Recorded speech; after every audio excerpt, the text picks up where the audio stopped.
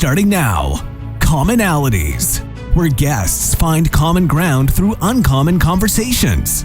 Politics, religion, finances, all the topics your grandmother told you not to discuss with friends. And now, your host, Matthew Dowling, and today's guests on Commonalities.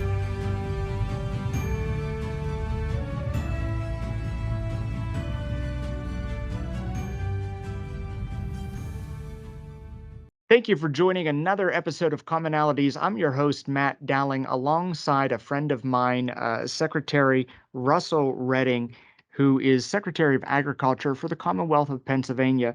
Secretary Redding, thank you so much for joining us here today. I know you've worked in several different governors' administrations. So at the top of the show, I wanted to kind of give you the opportunity to do a little bit of a bio or self-introduction and tell us how Russell Redding became the Secretary of Agriculture for the Commonwealth.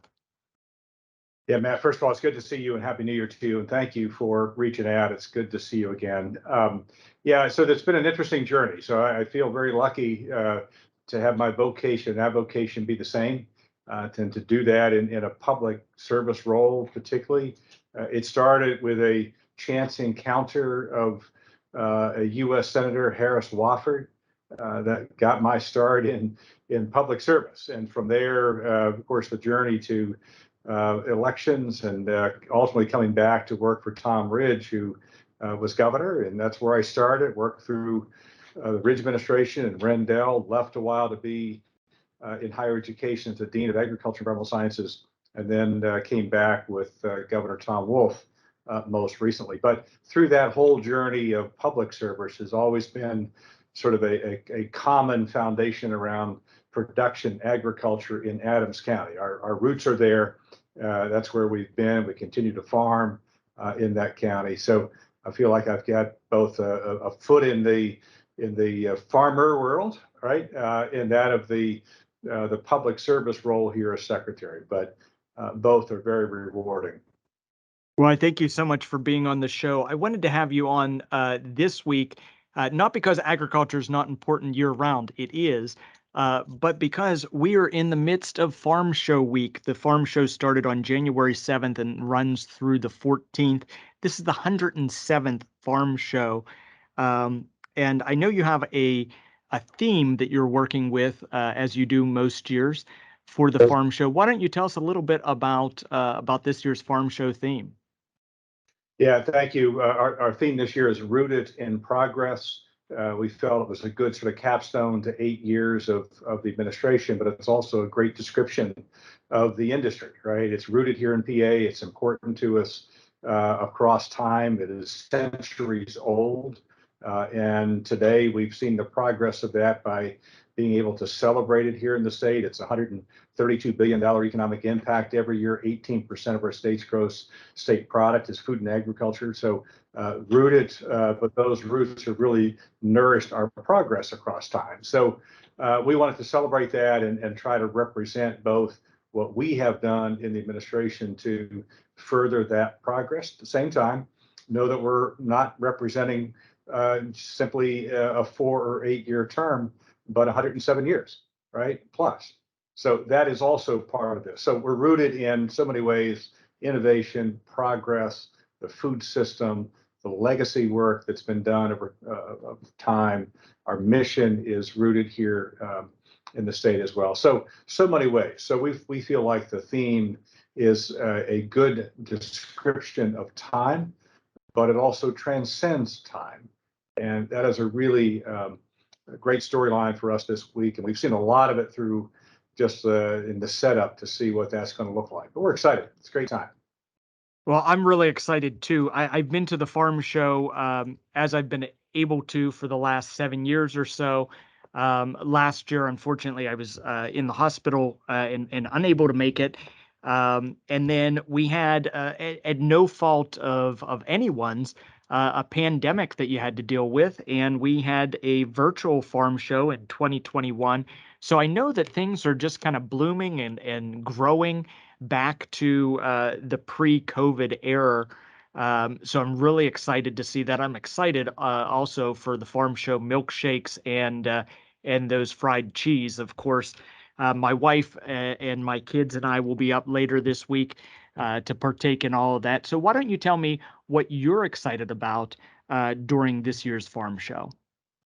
Well, I share your appetite for good things in the food court. It's the go-to, right? You can satisfy everyone's sort of palate and stomach and interest in the food. But we hope while you're here and others, I mean, you really look around at just the diversity of ag. But personally excited about a couple of things. One is I always like the conservation display, and we started that some years ago, as you recall, when we had a lot of issues swirling around about land use in Pennsylvania. We had issues in townships with ordinances and restrictions in place. And so we really ought to sort of tell a story about what land use is, what it looks like, right? What do the modern agriculture look like? So all of that's captured in this conservation pod now that shows the land cover across that most consumers and public would see across the state. It shows the equipment. There is a rainfall simulator to show what happens when you have cover on fields during winter or not, and what that looks like in terms of runoff. So that's one. The other is around sunflowers. This is a product of both market opportunities. It's a recognition that half of the sunflower oil comes out of Ukraine. Right? So you've seen this world supply disrupted.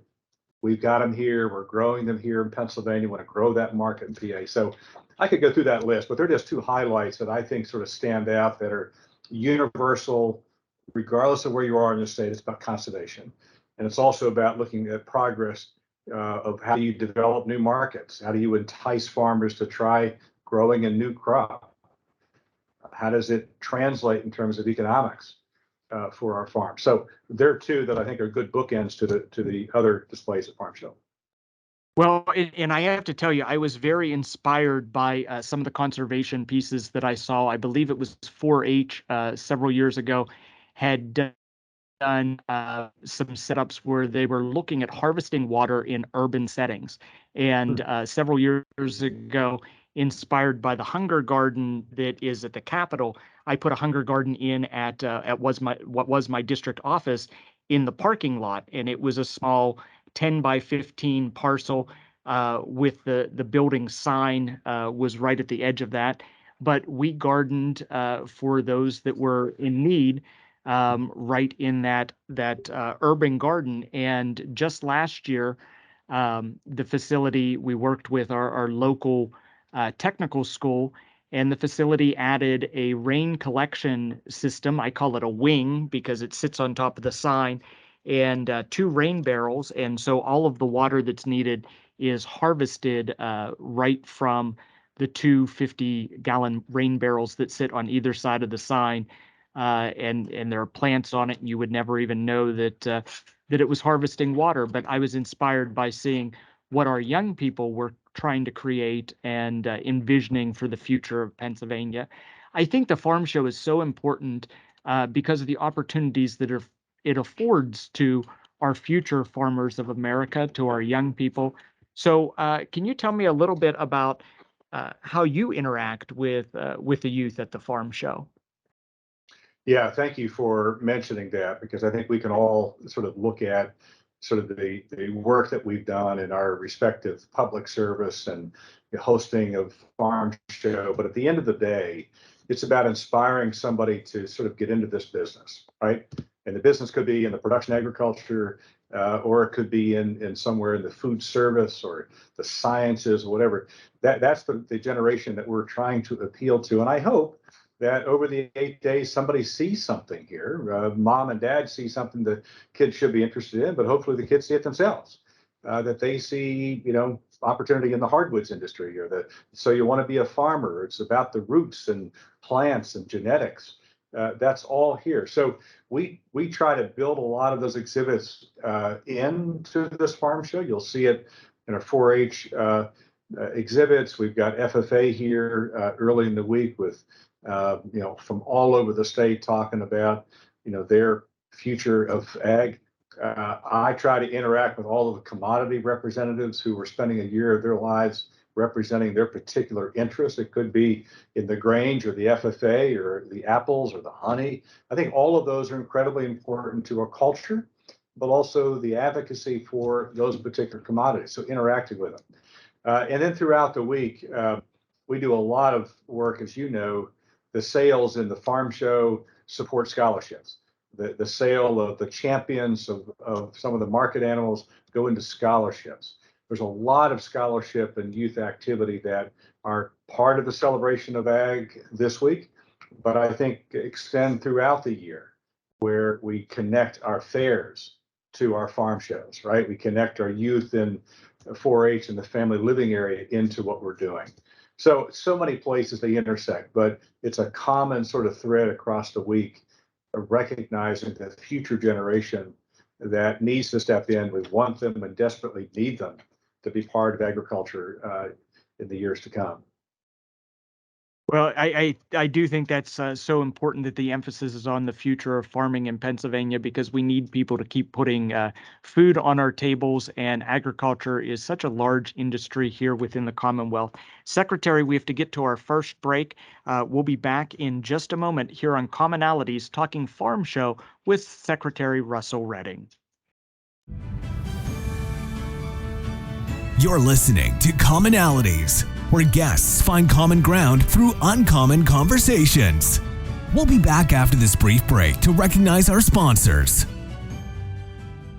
Is your business using analog strategies in a digital marketing world? If so, then contact Matthew or Rebecca Dowling at Coordinated 360 for a professional consultation, where we bring in-depth knowledge and functional expertise with a holistic perspective. Coordinated 360 provides digital marketing, paid ad and media buying services, web design, social media management, video production, and more for businesses, organizations, and political campaigns. With decades of experience, Matt and Becky at Coordinated 360 can help you craft your unique message and share it with the world. For a no-risk media evaluation and recommendations, call 724-320-2212 or visit us online at www.coordinated360.com. Find us also on Facebook, Instagram, and Twitter, or email info@coordinated360.com. Founded in 1991, Bright Stripe has succeeded on the premises of quality work, done right at an affordable cost. At Bright Stripe, personal service has always been a must. We strive to be the premier asphalt sealing and striping company in the region. Matt George, the owner of Bright Stripe LLC, brings experience from his construction and maintenance company, Mountain Creek Construction and Maintenance. Matt has provided excellent customer service to many happy businesses and homeowners. Bright Stripe is the premier provider of seal coating, or pavement sealing, the process of applying a protective coating to asphalt-based pavements to provide a layer of protection from the elements, water, oils, and UV damage. They also specialize in driveway and parking lot crack sealing. Crack sealing is the process of applying a protective coating to asphalt-based pavements. Bright Stripe also abides by all safety laws and standards in line striping and layout. For a no-obligation estimate, contact Bright Stripe at 724-437-6090. When it comes to buying a home, what you see isn't exactly what you get. That's why home buyers should call Dave Dowling at Grandview Inspections at 724-208-4108. You'll see colorful flowers, freshly painted walls, granite countertops, gleaming hardwood floors, and other touches. What you can't see is the cracks, ancient plumbing, dangerous wiring, or broken appliances that might be revealed when you hire a home inspector. And when it comes to home inspectors, knowing yours has the qualifications and experience needed should be your number one concern. Dave Dowling with Grandview Inspections is an architectural engineer with over 30 years of commercial construction experience and hundreds of inspections under his belt. A home inspection is an opportunity for you to hire an expert to walk through the home and prepare a report outlining the home's major components, what needs immediate attention, and what will require maintenance after you move in. Your home is one of your biggest investments, so make sure your investment is everything you hoped it to be. Call Dave Dowling at Grandview Inspections at 724-208-4108. Are you enjoying the program you're listening to? Support Commonalities and help keep us on the air by making a donation of $5, $10, or $25, or any amount you feel comfortable sharing online at donate.commonalities.online. Again, that is donate.commonalities.online on the World Wide Web. Buy our host a cup of coffee or help pay for airtime at donate.commonalities.online. Thanks for staying with us here on Commonalities. I'm your host, Matt Dowling, on WMBS 590 AM, 101.1 FM, and every place you download your favorite podcast. My guest today is Secretary of Agriculture Russell Redding, Secretary of Agriculture for the Commonwealth. Secretary Redding, it's so great to have you with me. We were talking Farm Show before we went to the break. And one of my favorite things to look at and to witness and experience at the Farm Show, aside from all the kids that are showing livestock and et cetera, is the butter sculpture. And I know the butter sculpture was revealed last week. Can you tell me a little bit about that sculpture and what it means to the Farm Show? Well, it's the 32nd year. We started that in 1991 as a way to recognize the dairy industry and to sort of rally the interest of the public and it's sort of the unofficial opening of the Farm Show. So we're always excited to do it. It's a great partnership with the dairy industry. There are 5,200 dairy farms in Pennsylvania. All of them are contributors to the Dairy Association that supports the sculpture. So we start back in August and brainstorm what the theme is and hand that over to some folks who try to translate the words to the theme. And this year we have this beautiful butter sculpture that captures, I think, pretty well all of that roots of progress. It's the forest products industry represented by the tree. You've got a young family with kids that talk about the bridge of generations. We've got a wonderful, sort of animal with a young calf that symbolizes, that's the future it's the next generation of dairy cows, et cetera. So that when you look at it, it's got this nice sort of balance between young and old, between forest and crops. It has the landscape, if you will, of Pennsylvania. So when you look at it, it says Pennsylvania to me. It clearly says dairy by way of the butter and the product it's made out of, but it's also when you see the individual pieces of that make up the sculpture. It clearly represents very well the dairy industry here in the state of Pennsylvania. So it's unveiled. It's a key part. It's a marquee. It's the north on the compass, if you will, of Farm Show complex. If you can get to the butter sculpture, you can be guided anywhere because you'll know where you are in 1 million square feet of classroom. So we're talking about the butter sculpture, and if you're viewing this episode on Facebook or YouTube, where you can see the video, you've seen some pictures on the screen. If you're listening on the radio, visit my Facebook page at Facebook/Matthew Dowling Public, and I have some pictures courtesy of Penn Live that are up there of this year's butter sculpture. It is amazing. It just impresses me that something of that magnitude can be sculpted every year. And maybe a silly question, but Secretary, what happens to that butter after the Farm Show? Do you bake a lot of bread, or what happens? Yeah, so several years ago, we worked with a local dairy farmer who's got a methane digester. And that digester accepts this butter as it does other farm waste or food waste, and it gets turned into energy. right? So it does not go to waste. It does not go to a landfill. It gets turned right back into energy. So I think it's a great story, completing that cycle, right? Started on the farm, goes back to the farm to produce energy. So that'll happen on the day after Farm Show. That butter's becoming energy to power our lights. Well, and that goes back to that important piece of conservation that we discussed earlier in the episode.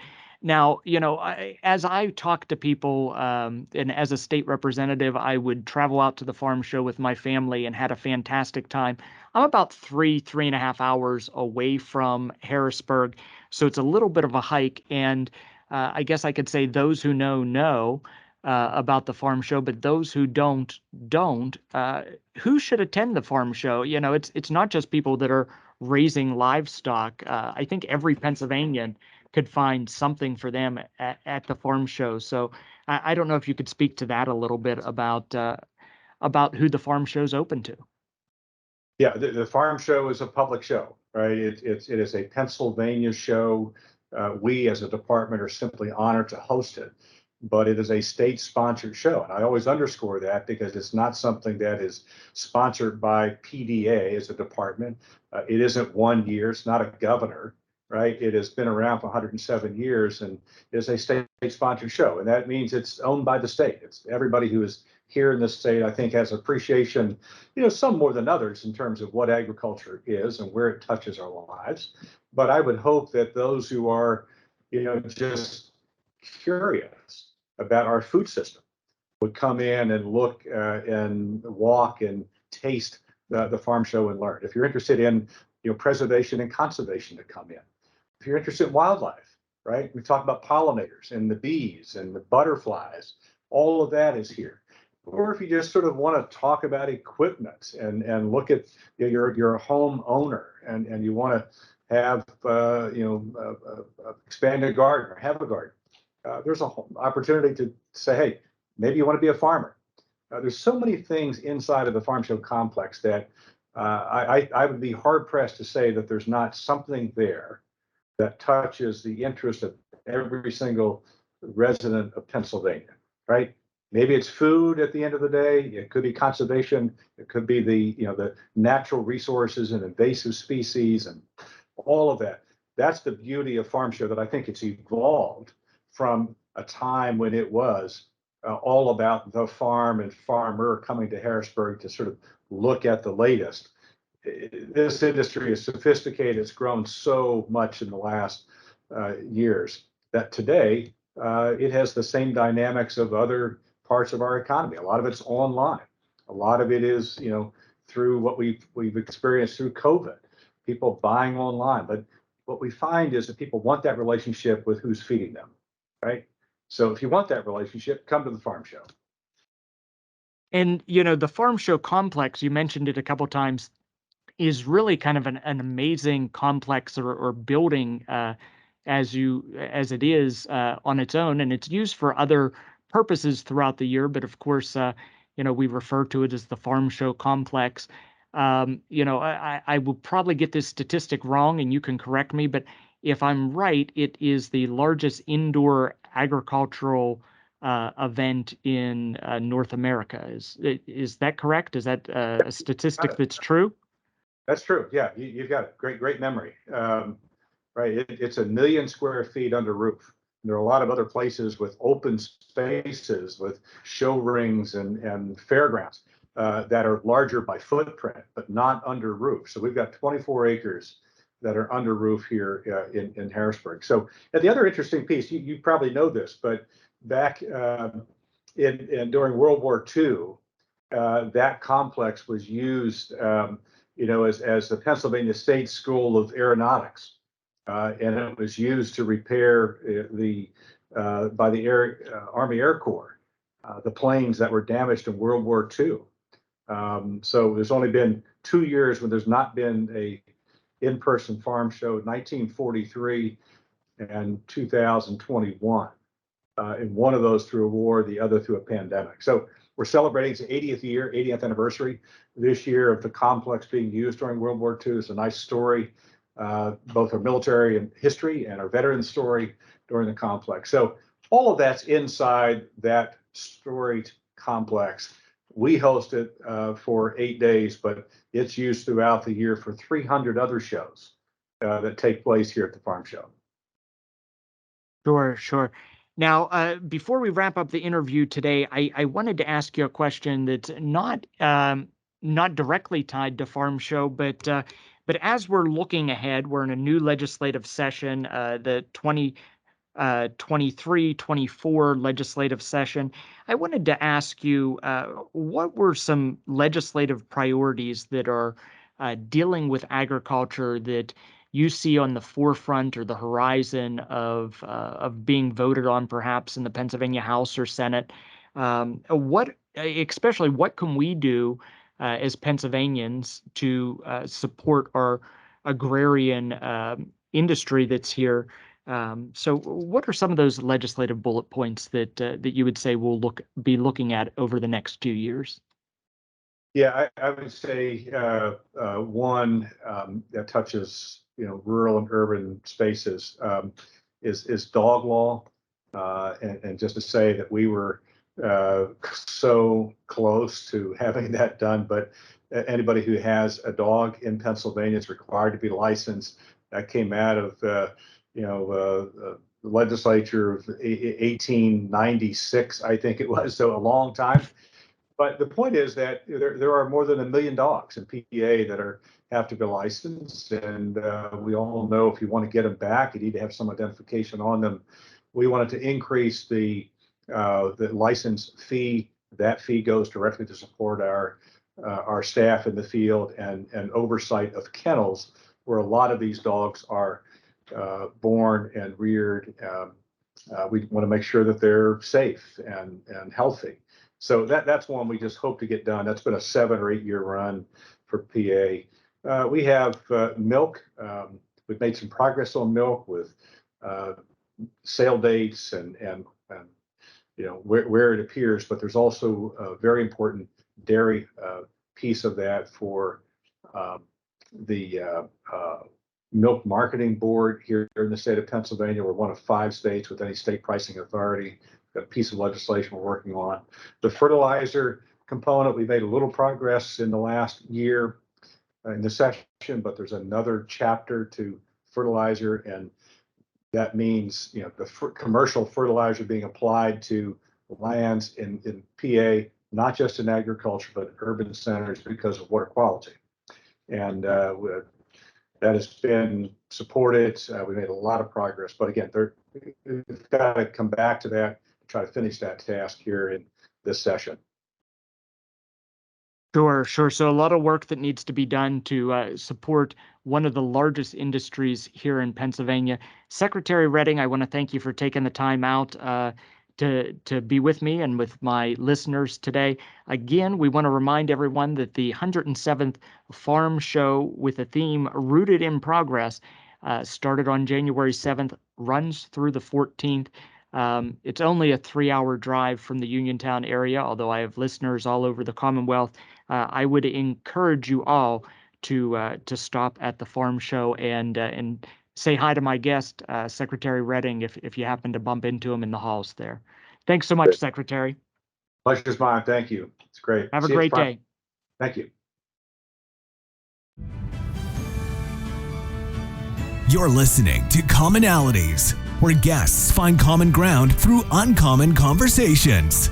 We'll be back after this brief break to recognize our sponsors. Is your business using analog strategies in a digital marketing world?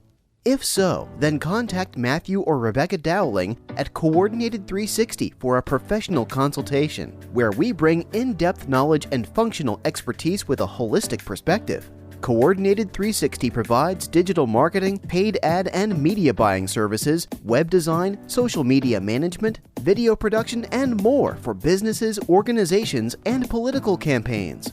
With decades of experience, Matt and Becky at Coordinated 360 can help you craft your unique message and share it with the world. For a no-risk media evaluation and recommendations, call 724-320-2212 or visit us online at www.coordinated360.com. Find us also on Facebook, Instagram, and Twitter, or email info@coordinated360.com. Founded in 1991, Bright Stripe has succeeded on the premises of quality work, done right at an affordable cost. At Bright Stripe, personal service has always been a must. We strive to be the premier asphalt sealing and striping company in the region. Matt George, the owner of Bright Stripe LLC, brings experience from his construction and maintenance company, Mountain Creek Construction and Maintenance. Matt has provided excellent customer service to many happy businesses and homeowners. Bright Stripe is the premier provider of seal coating, or pavement sealing, the process of applying a protective coating to asphalt-based pavements to provide a layer of protection from the elements, water, oils, and UV damage. They also specialize in driveway and parking lot crack sealing. Crack sealing is the process of applying a protective coating to asphalt-based pavements. Bright Stripe also abides by all safety laws and standards in line striping and layout. For a no-obligation estimate, contact Bright Stripe at 724-437-6090. When it comes to buying a home, what you see isn't exactly what you get. That's why home buyers should call Dave Dowling at Grandview Inspections at 724-208-4108. You'll see colorful flowers, freshly painted walls, granite countertops, gleaming hardwood floors, and other touches. What you can't see is the cracks, ancient plumbing, dangerous wiring, or broken appliances that might be revealed when you hire a home inspector. And when it comes to home inspectors, knowing yours has the qualifications and experience needed should be your number one concern. Dave Dowling with Grandview Inspections is an architectural engineer with over 30 years of commercial construction experience and hundreds of inspections under his belt. A home inspection is an opportunity for you to hire an expert to walk through the home and prepare a report outlining the home's major components, what needs immediate attention, and what will require maintenance after you move in. Your home is one of your biggest investments, so make sure your investment is everything you hoped it to be. Call Dave Dowling at Grandview Inspections at 724-208-4108. Are you enjoying the program you're listening to? Support Commonalities and help keep us on the air by making a donation of $5, $10, or $25, or any amount you feel comfortable sharing online at donate.commonalities.online. Again, that is donate.commonalities.online on the World Wide Web. Buy our host a cup of coffee or help pay for airtime at donate.commonalities.online. You're listening to Commonalities on WMBS 590 AM, 101.1 FM, and any place you download your favorite podcast. My guest earlier today was Secretary of Agriculture Russell Redding, and we talked about the 107th Farm Show, which is taking place this week in Harrisburg, Pennsylvania, January 7th through the 14th. And before we sign off today, I reached into the archives and found a couple interviews I did with some amazing young people back in 2020, pre-pandemic, at the 104th PA Farm Show. Our first interview is from Tara Evans of Rockwood. Her family has been raising cattle for quite some time. We're at the 104th Pennsylvania Farm Show, and I'm with Tara here today, who is an old pro at bringing animals to the farm show and to being interviewed by our crew here, because we interviewed her a couple years ago. You have a farm outside of Rockwood, I understand. Yes, it's my parents' farm. And how many head of cattle do you have there? Approximately 200 between the calves and dry cows and heifers and all that we milk. And I noticed that you have 14 or so here that you brought to the farm show. Tell us a little bit about the animals that you brought here, what type of cows they are, and how you get them ready for the farm show. Sure. So we got a couple different breeds. We have Ayrshire, Brown Swiss, Shorthorn, and Jerseys here. So to get them ready, a lot of the heifers we put on a little special diet a couple months beforehand, separate them to get them a little more prepared. And then the milk cows, we keep a close eye on them, making sure that they're still producing well, they're not getting any type of mastitis that we need to be of concern. And then just make sure that they're in overall good health standing to make a trip, since it's a pretty long trip and it's stressful for them. So we want to make sure they're in good health before we even do the trek.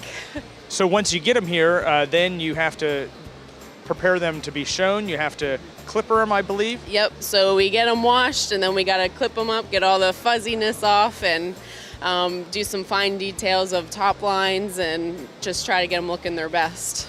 Now, when will you show these animals? On Friday. And you came in on?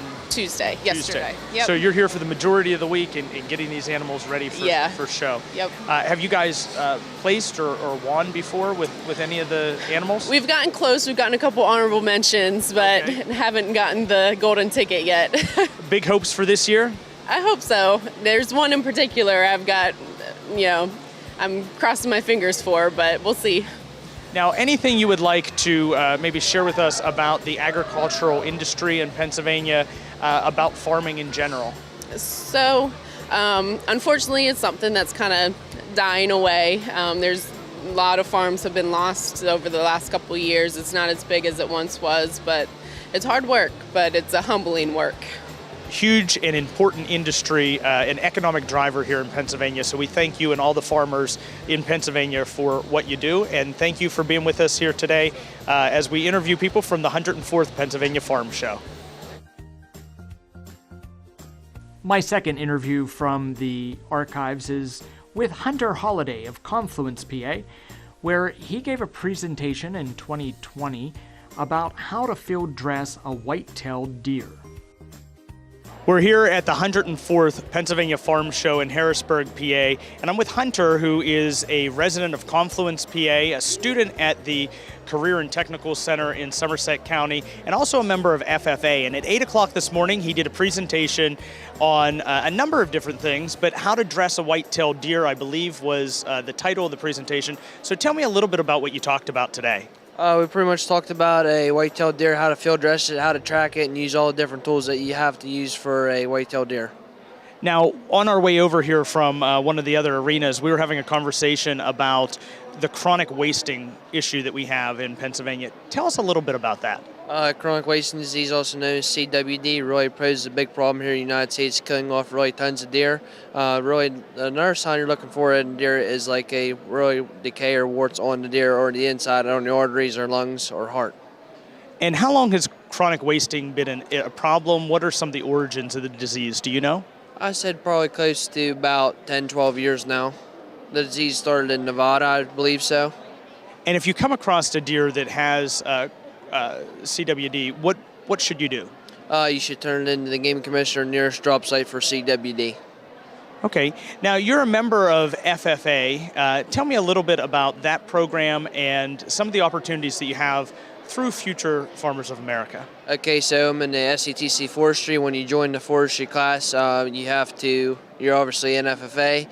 We come to the farm show every year. We have different events throughout the year, like fall skills and spring skills, and we do all kinds of contests like tractor driving, horse judging, and livestock judging. And who would be some students that would be interested in being in that forestry class?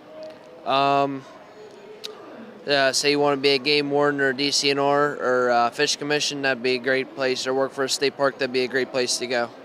Well, Hunter, I want to thank you so much for telling us a little bit about FFA, a little bit about chronic wasting, and for joining us here at the 104th Pennsylvania Farm Show. It's a pleasure to meet you. Pleasure to meet you too. And the final bit of archival footage and audio is an interview with Mackenzie Glass. Mackenzie is a member of FFA. We're celebrating agriculture here at the 104th Pennsylvania Farm Show, and joining me right now is Mackenzie Glass. And Mackenzie, you were a Myersdale student from Myersdale High School, but you're also the state chaplain for the FFA program, Future Farmers of America. Tell me a little bit about FFA. So FFA started in 1928, and it was started by 33 farmers that were around the world, and it has evolved to so much more than just farming. So in 1988, it was changed from Future Farmers of America to the National FFA organization so that we could be more inclusive of everyone and everyone's background and everything else. So we have now over 170,000 members nationwide in almost 13,000 here in Pennsylvania, and we offer so many different opportunities for public speaking and all different kinds of skills that kids want to learn for future careers and future endeavors. So give me a little more detail on those type of opportunities that you have. So the different types of opportunities, so we have everything from career development events to leadership development events. So public speaking is a huge one that I was involved in high school. So my freshman year, I started doing the creed and I placed second. And I was like, oh my goodness, this is so awesome. So I continued with public speaking throughout my entire high school career, but there's so much more than just that. We have everything from veterinary skills to ag issues, which was here this past week, and we had a lot of teams compete in that, and I've never competed in it, but it seems really cool. And there's just so many different things and so many different aspects of FFA that is involved in ag and some that are not. I had the opportunity to sit in on one of those presentations earlier today where they were talking about sterilization and important techniques that you have to use when you're caring for animals. And I was really impressed to see what some of your fellow students and colleagues were teaching and displaying through that presentation. So it seems like a worthwhile program. Now, as the state chaplain, what are some of your responsibilities at the state level? So some of my responsibilities, if a student or a member comes up to me and asks what about like what I do, I always tell them, I'm here. If you have any questions, I will help you with your spiritual guidance, or if you have like any other questions about that.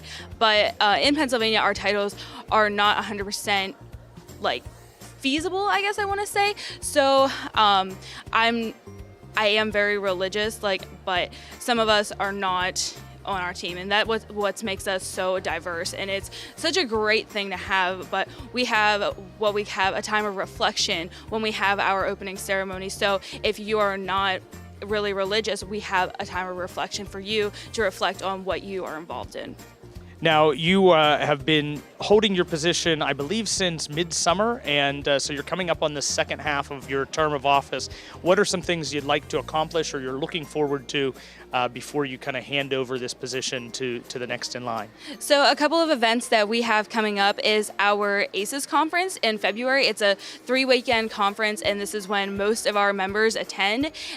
Over the course of 3 weekends, we have different workshops. We have a volunteer day that we have, and we just do so many different things, and it's such a great experience. And then in March, we have our State Legislative Leadership Conference, also known as SLLC, and it's a 3-day conference, and we have a big thing about advocating this year because we're trying to revamp that entire conference. We are still including different things about the whole legislative process, but we're trying to make it more advocate related to agriculture and to FFA. And then after that is our summer convention, which is where me and the rest of my team will retire, and all the other teams in the state will compete, and first place, second place will go to the Big E or to the National FFA Convention in October. So it's really exciting, all the different things that are coming up, and we couldn't be more thrilled. Well, Mackenzie, thank you so much for joining us here at the 104th Pennsylvania Farm Show and for telling us a little bit more about FFA. I want to thank you for joining us on this episode of Commonalities, where we talked about the 107th Farm Show, which runs January 7th through the 14th. The theme this year is Rooted in Progress. If you have a chance to get out to Harrisburg, do so before the 14th and see the amazing things that are happening at this year's Farm Show.